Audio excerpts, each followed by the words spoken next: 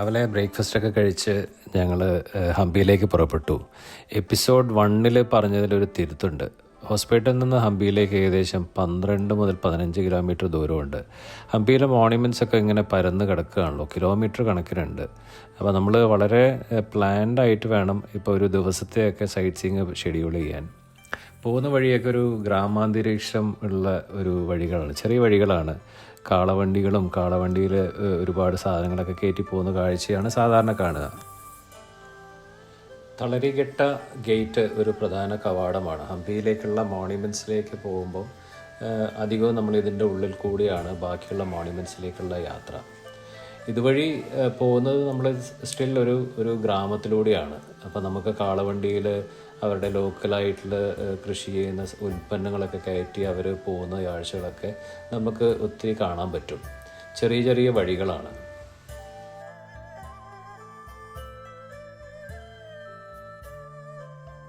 വിറ്റല temple കോംപ്ലക്സിലേക്കുള്ള വഴിയിൽ കാണുന്ന market പ്ലേസാണ്. കോംപ്ലക്സിലേക്ക് എത്താൻ ഏകദേശം 1 കിലോമീറ്റർ ദൂരമുണ്ട്. നടക്കാൻ ബുദ്ധിമുട്ടുള്ളവർക്ക് ഇലക്ട്രിക് ബഗ്ഗീസ് ഉണ്ട്, പേ ചെയ്ത് യൂസ് ചെയ്യാൻ പറ്റുന്നത്. പ്രശസ്തമായ സ്റ്റോൺ ചാരിയറ്റ് ഇതൊരു മെയിൻ അട്രാക്ഷനാണ് ഹംപിയിൽ തന്നെ. ആ ഒരു കാലഘട്ടത്തിൽ ഹംപി ലോകത്തിൽ തന്നെ ഏറ്റവും സമ്പന്നമായ രാജ്യങ്ങളിൽപ്പെട്ട ഒന്നാണെന്നാണ് പറയപ്പെടുന്നത്. ഇതൊരു പ്രധാന മണ്ഡപമാണ്, മെയിൻ്റനൻസ് ചെയ്തുകൊണ്ടിരിക്കുകയാണ്, അതുകൊണ്ട് പ്രവേശനം അങ്ങോട്ട് ഇല്ല. സപ്തസ്വരങ്ങളുള്ള 56 മ്യൂസിക്കൽ പില്ലേഴ്സ് ഉണ്ട് ഈ മണ്ഡപത്തിൽ. നമ്മൾ കൊട്ടിയാലൊന്നും അങ്ങനെ ചിലപ്പോൾ ഒച്ച കേൾക്കണമെന്നുമില്ല. ഗൈഡ്സിന് മാത്രം അവർക്ക് അറിയുന്ന സ്ഥലങ്ങളിലൊക്കെ ചെയ്താലേ കേൾക്കാൻ സാധിക്കുള്ളൂ. റൂഫിലുള്ള ഓരോ കൊത്തുപണികളൊക്കെ വളരെ ഇൻട്രസ്റ്റിംഗ് ആണ്. ആ ഒരു കാലഘട്ടത്തിൽ ആൾക്കാർ ഇതൊക്കെ ഈ കൊത്തുപണികളൊക്കെ എടുത്ത് ഓരോ സാധനം ഇങ്ങനെ ഓരോന്നിൻ്റെ മേലെ എടുത്തു വെച്ച് ഇത്രയും ഭാരമുള്ള സാധനങ്ങളൊക്കെ ചെയ്തത് ശരിക്കും ഇന്നത്തെ നമ്മളിങ്ങനെ നോക്കുന്ന സമയത്ത് ഇത് കാണുമ്പോൾ ഭയങ്കരം എന്താ പറയുക, നമുക്ക് അതിശയം വരുന്നൊരു കാഴ്ച തന്നെയാണ്. അപ്പോഴുണ്ടായിരുന്ന അവരുടെ ഒരു എൻജിനീയറിങ് സ്കില്ലുകളും എന്താ പറയുക, കലാകാരന്മാരുടെ കഴിവുകളും ഭരണാധികാരികളുടെ ദീർഘവീക്ഷണങ്ങളും ഒക്കെ ഭയങ്കര ആശ്ചര്യം ഉളവാക്കുന്ന ഒന്ന് തന്നെയാണ്.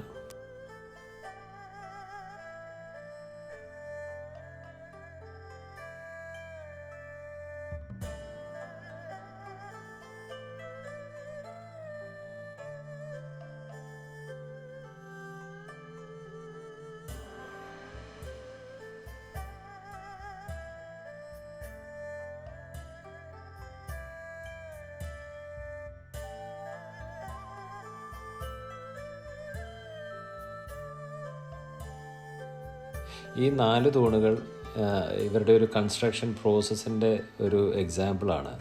പുറകിലുള്ള 2 തൂണുകൾ നോക്കിയാൽ കലാകാരന്മാരത് കൊത്തുപണികളൊക്കെ ചെയ്ത് ഫിനിഷ് ചെയ്തതായിട്ട് നമുക്ക് കാണാം. എന്നാലോ മുന്നിലുള്ള 2 തൂണുകൾ അവർക്ക് കംപ്ലീറ്റ് ചെയ്തിട്ടുമില്ല. അപ്പോൾ ഇതൊക്കെ ഇങ്ങനെ ചെയ്ത് ആ പില്ലർ എങ്ങനെയാണ് അവർ കൊത്തുപണി എടുക്കുന്നത് നമുക്ക് അതൊന്ന് മനസ്സിലാക്കാം. ആദ്യം അത് എവിടെയൊക്കെയാണ് സ്ഥാപിക്കേണ്ടതെന്ന് വെച്ചാൽ സ്ഥാപിച്ചിട്ട് പിന്നീടാണ് കലാകാരന്മാർ കൊത്തുപണികൾ ചെയ്ത് തീർക്കുന്നത്. പ്രത്യേക അവസരങ്ങളിൽ രാജാവിനെ തുലാഭാരം ചെയ്യുന്ന കിങ്സ് ബാലൻസ് ആണ് ഇത്. തുലാഭാരത്തിന് ശേഷം രാജാവ് ഇതിൻ്റെ മേലെ കയറി നിന്ന് പ്രജകളെ കാണുമെന്നായിരുന്നു പറയപ്പെട്ടിരുന്നത്.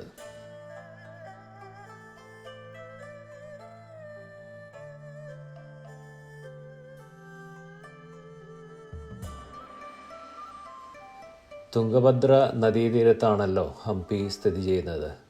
നമുക്ക് ഇന്നലെ പോയ വിരൂപാക്ഷ ടെമ്പിളിൻ്റെ ടോപ്പാണ് നമ്മൾ അങ്ങകലെ കാണുന്നത്.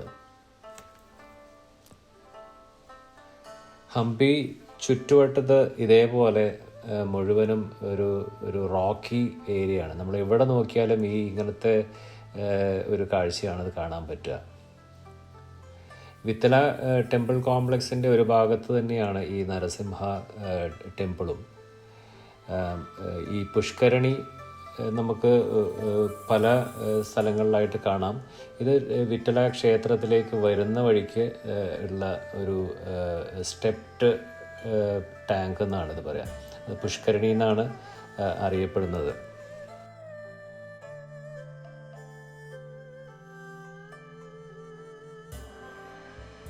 പുഷ്കരണിയുടെ അടുത്തായിട്ട് തന്നെ ഈ നമ്മൾ ഈ മാർക്കറ്റ് പ്ലേസും കാണാം.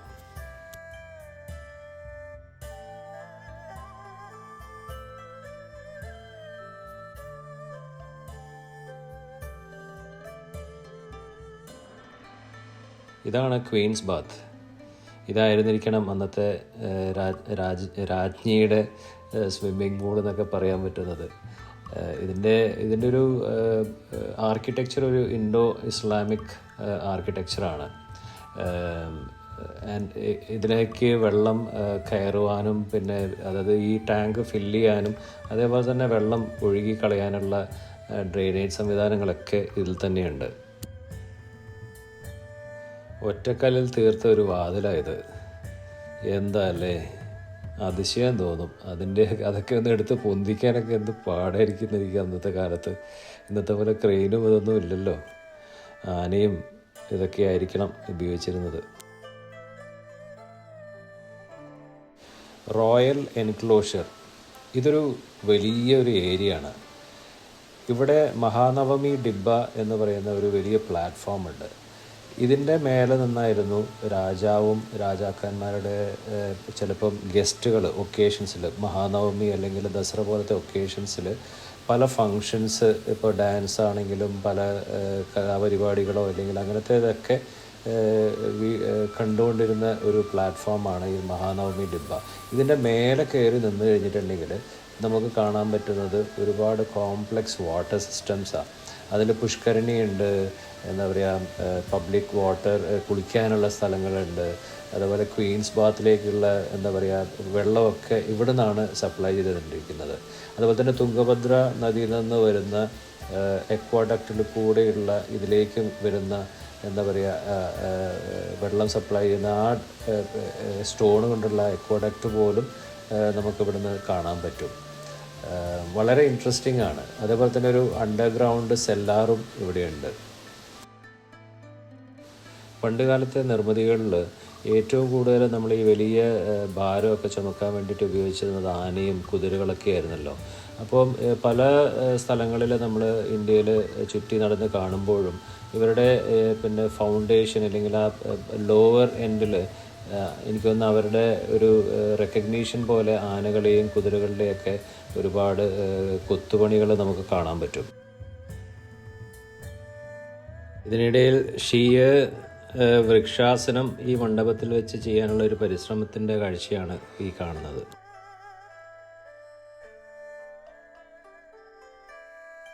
ഒറ്റക്കല്ലിൽ കൊത്തിയെടുത്ത ഒരു ചെറിയ ടാങ്കാണിത്. ഇതിൻ്റെ ഫിനിഷിങ് ഇന്ന് മെഷീൻ കട്ട് ചെയ്താൽ പോലും കിട്ടുമെന്നുള്ള സംശയം തോന്നും.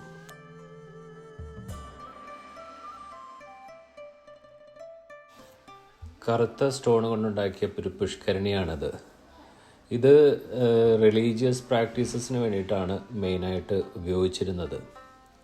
ഇതിപ്പം ആ എക്വാഡക്റ്റിൽ കൂടെ തുംഗഭദ്ര നദിയിൽ നിന്നുള്ള വെള്ളമാണ് ഈ പുഷ്കരണിയിൽ നിറച്ചിരുന്നത്.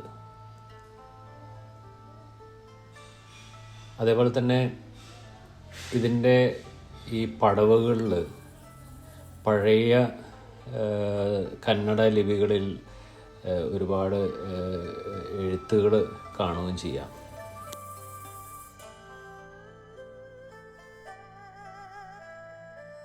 ചേംബറിലേക്കുള്ള എൻട്രൻസ് ആണ്. നല്ല ഇരുട്ടാണ്.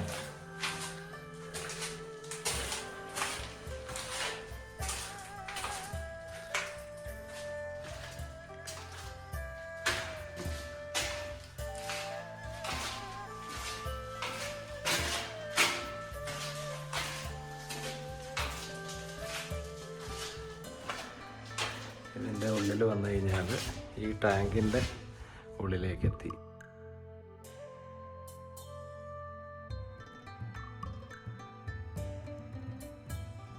ഇത് ഹസാരെ രാമചന്ദ്ര ടെമ്പിൾ.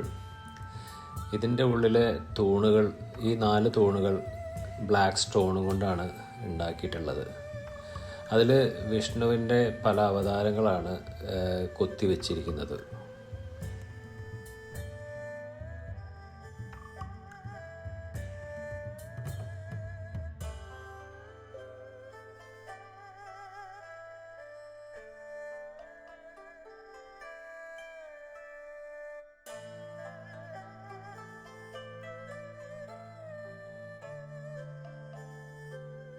അതേപോലെ തന്നെ ഈ അമ്പലത്തിൽ പുറം ഭാഗത്ത് നമ്മളൊരു ചുറ്റി നടന്ന് നോക്കുമ്പോൾ കുറേ രാമായണത്തിലെയും മഹാഭാരതത്തിലെയും ഒക്കെ കഥകളുടെ ഒരു ചെറിയ ചെറിയ ഷോർട്സ് പോലെ തോന്നും ഓരോ ചിത്രങ്ങളും. വളരെ ഇൻട്രസ്റ്റിംഗ് ആയിട്ടുള്ള ഒരു കല തന്നെയാണ് ഈ മതിലുകളിൽ നമുക്കിവിടെ കാണുന്നത്.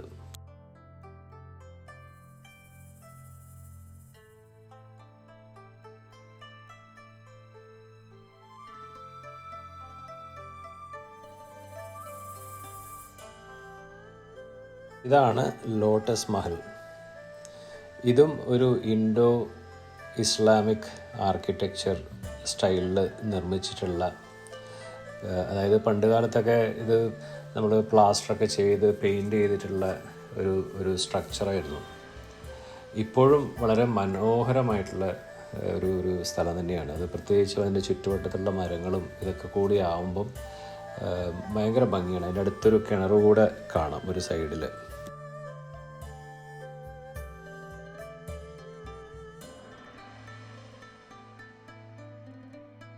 ഇതാണ് എലഫൻറ്റ് സ്റ്റേബിൾ. ഇതിൽ എനിക്കൊന്ന് 11 ആനകൾക്കുള്ള സ്പേസാണ്. ഇതും ഒരു ഇൻഡോ ഇസ്ലാമിക് ആർക്കിടെക്ചറിൽ നിർമ്മിച്ചിട്ടുള്ള ഒരു ബിൽഡിങ്ങാണ്. ഇതിനുള്ള ഈവൻ ആനകളാണ് ഇതിൻ്റെ ഉള്ളിൽ ഓരോ സ്ഥലത്ത് നിന്നിരുന്നെങ്കിലും അതിൻ്റെ ഉള്ളിലുള്ള ഓർണമെൻറ്റേഷനും ആ ബിൽഡിങ്ങിൻ്റെ ഓർണമെൻറ്റേഷനും അസാധ്യമാണ്. ഭയങ്കര ഭംഗിയാണ് ഇതിൻ്റെ ചുറ്റും.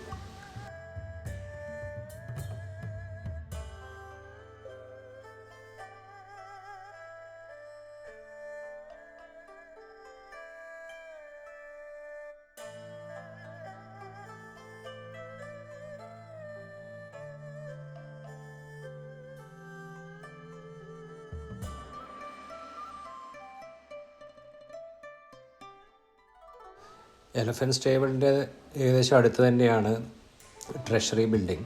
ട്രഷറി ബിൽഡിങ്ങിലാണ് ഈ ഒരുപാട് ആ സമയത്തെ ഒരുപാട് സ്റ്റാച്യൂസും അന്നത്തെ യൂട്ടൻസിൽസും പല കാര്യങ്ങളും ഒരു എക്സിബിഷൻ പോലെ നിരത്തി വെച്ചിട്ടുണ്ട്.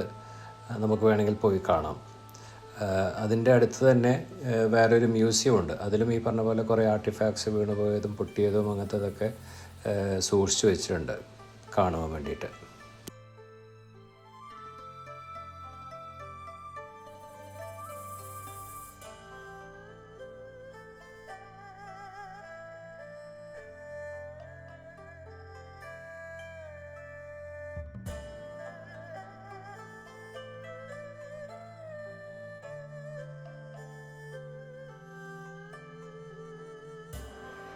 ഹംപിയിൽ നമ്മൾ ഇതൊക്കെ കാണാൻ പോകുമ്പോൾ നമുക്കിപ്പോൾ വണ്ടി ഉണ്ടെങ്കിൽ നമുക്ക് പല സ്ഥലങ്ങളിലും വണ്ടിയിൽ പോയി അത് പാർക്കിങ്ങിലോ അല്ലെങ്കിൽ മരത്തണലിലൊക്കെ ഇട്ടിട്ട് ബാക്കി മോണ്യുമെൻറ്റ്സൊക്കെ പോയി കാണാനുള്ള ഒരു സൗകര്യമുണ്ട്.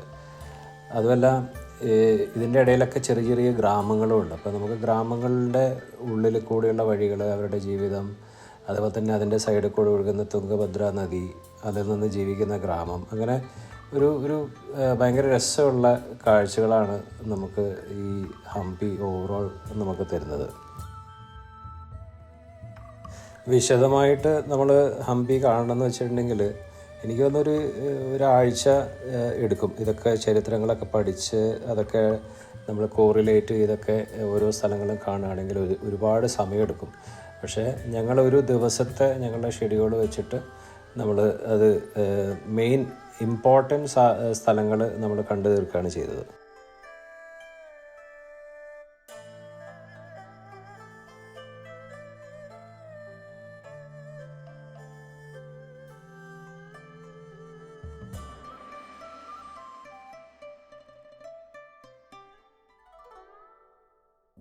ഇത് പ്രസന്ന വിരൂപാക്ഷ ശിവക്ഷേത്രമാണ്. ഇതൊരു അണ്ടർഗ്രൗണ്ട് ശിവക്ഷേത്രമാണിത് ശരിക്കും.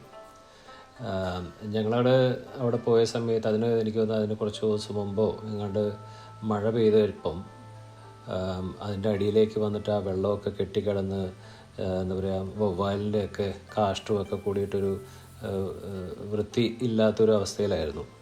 അതിൻ്റെ ഉള്ളിൽ ഒരു നന്ദിയെയും കാണാം.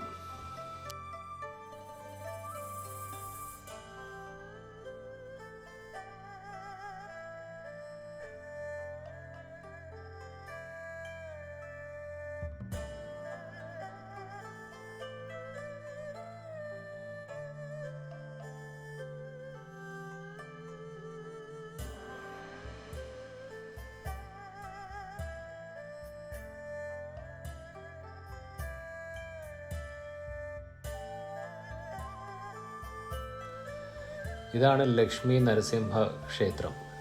ഇവിടുത്തെ നരസിംഹ സ്റ്റാച്യു ഒരു ഹ്യൂജ് മോണോലിത്തിക് സ്കൾപ്ചറാണ്.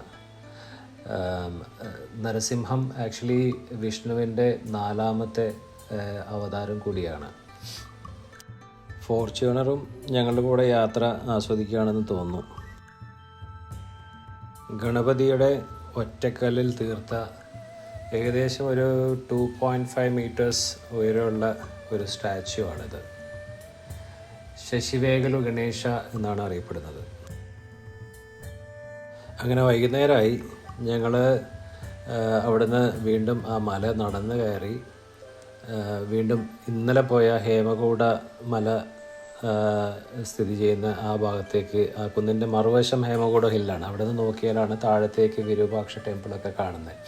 ഇവിടെയാണ് മെയിനായിട്ട് സൺസെറ്റ് പോയിൻ്റ് ഹംപിയിലെ വരുന്നത്. അപ്പോൾ അന്നത്തെ ഒരു സൺസെറ്റിനും ഒക്കെ കാഴ്ചകൾക്ക് വേണ്ടി ഞങ്ങൾ കുറച്ച് ഫോട്ടോസും വീഡിയോസൊക്കെ വീണ്ടും എടുത്ത് പോകാൻ വേണ്ടിയിട്ടാണ് ഞങ്ങൾ അങ്ങോട്ട് കയറുന്നത്. ഏതായാലും ഇന്നലത്തെ അത്ര നല്ലൊരു സൺസെറ്റ് ഇന്ന് ഞങ്ങൾക്ക് കാണാൻ സാധിച്ചില്ല. ചെറിയൊരു കാർമേഘ മൂടലും ഒക്കെ വന്നതുകൊണ്ട് ഞങ്ങൾ കുറേ നേരമൊക്കെ വെയിറ്റ് ചെയ്ത് നോക്കി, പക്ഷേ രക്ഷയില്ല. കുറച്ച് ഫോട്ടോസും വീഡിയോസൊക്കെ എടുത്ത് ഞങ്ങൾ മെല്ലനെ ഹംപിയിൽ നിന്ന് വീണ്ടും ഹൊസ്പേട്ട് ഞങ്ങളുടെ ഹോട്ടലിലേക്ക് മടങ്ങി. നാളെ രാവിലെ വീണ്ടും ഞങ്ങളുടെ യാത്ര തുടരുകയാണല്ലോ.